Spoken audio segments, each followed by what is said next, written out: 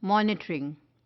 Monitoring is another aspect of our lives which is very important. We all want to be monitored, and we all monitor our followers.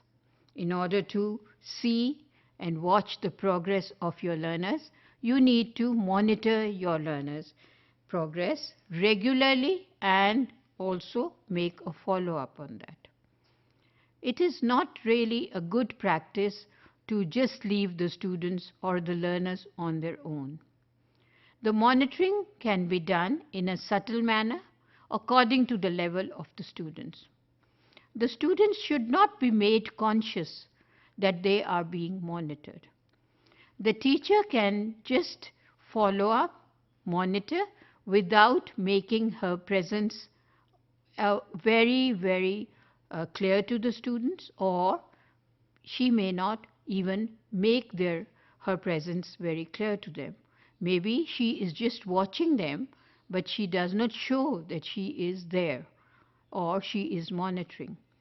In certain cases, it has been noticed that when the teacher monitors the students from far away, there are better results, because then the students have the liberty to work and follow up on the learning that they are supposed to be doing. Whereas in the presence of the teacher, sometimes they become more conscious and they start making mistakes. Therefore, monitoring can be done both ways, with the teacher's presence or without the teacher's presence. I once read a story that there was a class in which the teacher would leave when she would ask her students to do a test. And then she would just peep through the window and watch how the students were doing their test. I was amazed to read the story because it showed that the class learned that they have to be honest and they have to focus on their work. So, certain examples, they do show us in life monitoring is important, but monitoring has not to be enforced in a manner to show the students that they are being monitored. So, monitoring is very important. Follow-up is more important, but it can be done both ways, with your presence and without your presence. Do not control your learners to make it personal. Sometimes some students behave in a manner because that is their particular behavior, not because they do not like the teacher or they don't want the teacher to be there or they have something against the teacher. Whereas it has been noticed that some teachers take it very personal, which aggravates the problem. The problem becomes bigger because then it becomes a battle between the student and the teacher.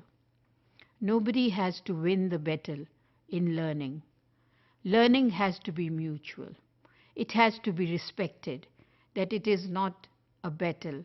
It is learning, it is education. So, by monitoring, if the teacher tries to personalize things, then there is no impact of that monitoring. It loses all its effect. So, while monitoring, the teacher should be very impersonal. Also, sometimes the teacher has to be indifferent in certain cases, but indifferent just to show that she is being indifferent, but she has to follow it. She has to have an impact of it.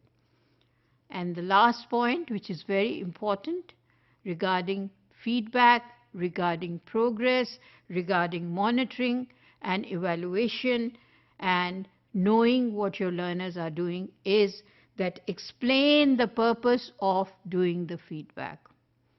Explain your learners that the feedback is being done for positive results. It is being done to make things better. It is being done to help the learners and find out ways how the things can be made better for them. So, they must have an understanding what is the purpose of doing all these exercises.